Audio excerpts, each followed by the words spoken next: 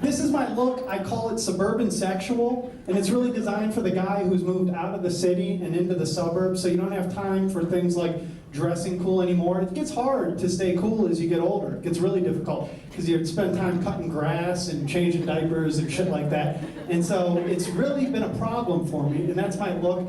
You know, I rock Suburban Sexual. It's the guy who's gone to TJ Maxx, shops for the cheap polo or the sleeve's too long, but you still wear it a couple days a week probably because you don't want to pay for laundry. Take your parents, for example. I mean, your parents, no 15-year-old out there is like, oh, my mom and dad are real cool. I want to wear the snowman sweatshirt that my mom wears. Or maybe if I'm in 9th grade, I would be real cool and get some tail if I shopped out of my dad's Land's End catalog. You know, that's just unrealistic. But, I mean, parents really shouldn't feel bad about that. And the reason why is, I mean, take the coolest person on the planet, right? Maybe one of them, Michael Jordan. Everybody, be like Mike. The guy was in GQ, and, you know, he had the tailored suits and things like that. But I saw a Hanes commercial the other day, and that guy had his pants, like, jacked up to here.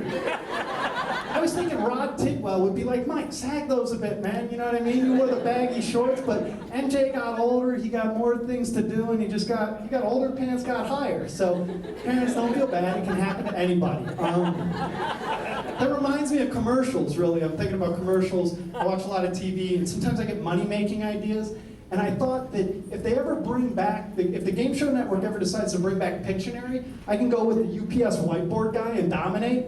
You know that guy? Like Alan Thicke could be the host, resurrect his career. It'd be like 3 marker strokes later, I'd go, that is a pair of Nikes coming from China to the US using, not freight, but UPS air and freight. It'd be like the Richard Jennings of Pictionary. You know, 52 weeks in a row, we just fucking dominate. It'd be impressive. So, I figured that'd be a good money-making scheme. Alan Thicke would be happy about it. What the hell's that guy been doing? This is a true story. Alan Thicke, we were in a San Francisco airport. That guy actually eyed my wife. It was weird. He eye-banged my wife right in front of me. I was like, what the hell is that? I felt a little violated. That guy was Mike Seaver's father on Growing Pains. You know? But I guess the upside is I could say that my wife was banged by a celebrity, I guess, which, that's a little weird.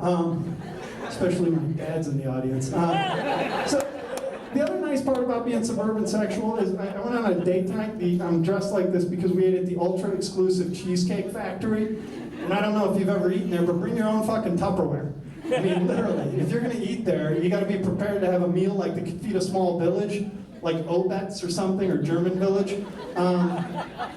And the reason why, you know, we're sitting there eating, and if you see my wife, she's actually pregnant. She's doing like 2 weeks. That's not 20 pounds of pasta in her belly, that's a baby, so ease up on the fat jokes if you do see her. So, nice part about being married is I can get away with that joke, but on top of that is, you don't have to mandate anymore. I don't know, is there anyone on a mandate? We saw 2 dudes eating, like sharing a glass of wine. I don't think they were gay either, but it was like a classic mandate. You know, I think mandates are something I'm glad I got out of at about 16. It's like 2 guys that, you know, are doing something that maybe a guy and a girl should be doing together. You know what I'm talking about? Like, Matt McConaughey is a serial mandator. Like, if you've ever seen, like, E or Us, I do watch that, I am married. He's always like frolicking around with Jake Gyllenhaal catching a frisbee or something. And I don't know, I think he needs to cut that out. He's a Hollywood celebrity, he could probably score some women. That's just my guess. You know what? I do watch a lot of TV, and I watch a lot of movies. I'm into the movie series. The Indiana Jones are coming out here very soon. It's like a series, some indie fans.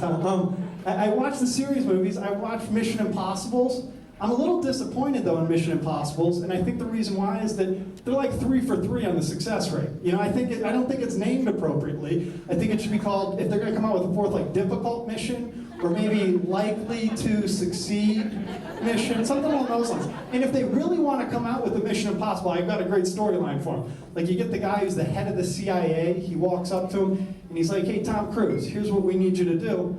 We think it's impossible. We need you to go in and execute this mission. And Tom's like, hey, he goes, you think you can do it? Tom's like, of course I can. You know, big ass stupid smile on his face like he always does. I'm a Scientologist. right? Because we figured we'd get him on that one. So anyways, halfway through the movie, it's gunned down, they're in a plane, Travolta's flying the damn thing, right? It goes down and we kill half the Scientologists right then and there. Right? Ron L. Hubbard would be pissed, but you know, what are we gonna do? It made me think though, why do I hate on those guys? They're actually just fellow suburban sexuals, right?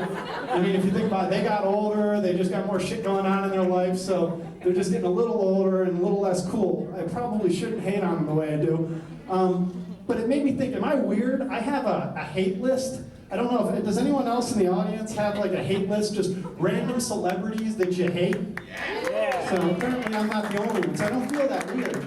But I'll give you an example of some people that are on my hate list. I hate Billy Crystal, Mr. Destiny. You know, I just think that guy's an ass. I bet if I was like hanging out with them playing Golden Tee or poker, kind of a mandate, I might think the guy's pretty cool, but until other proves otherwise, I'm gonna just say the guy's an ass. He's on the hate list.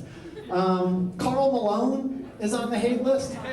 And I know I'm not alone in that one because Jimmy Kimmel, Jimmy Kimmel is going, this here, Karl Malone, you know, that whole thing. I don't hate him for those same reasons. I hate Karl Malone because of his day job, or his summer job, where he's like a truck driver driving around in a big rig. The guy's in the NBA. You'd think you'd leave that to like 2 guys in a truck or something.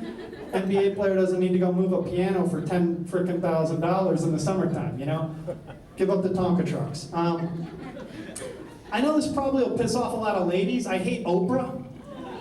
I know her dog just died, but that doesn't give her a pass. I hate Oprah, I think, because so many people like her. I see somebody says they hate Oprah.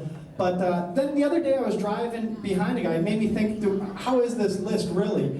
And I'm driving behind a guy in a minivan going home, and all of a sudden I swerve behind him. He's going like 10 miles per hour under the speed limit, and I'm getting pissed off. And first opportunity, I just go right by the guy. You know, I give him the flinch like that, like what are we gonna, you know, fist the cuffs while we're driving or something. But I look over, he's got like the 32-inch plasma hanging up, and then he's got the GPS, he's texting somebody, he's going like this. I'm like, what the hell's that guy doing, jacking off? I go, no, he's just playing Nintendo Wii.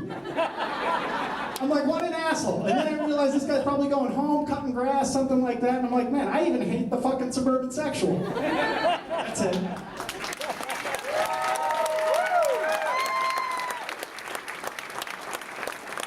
Well, thank you, folks.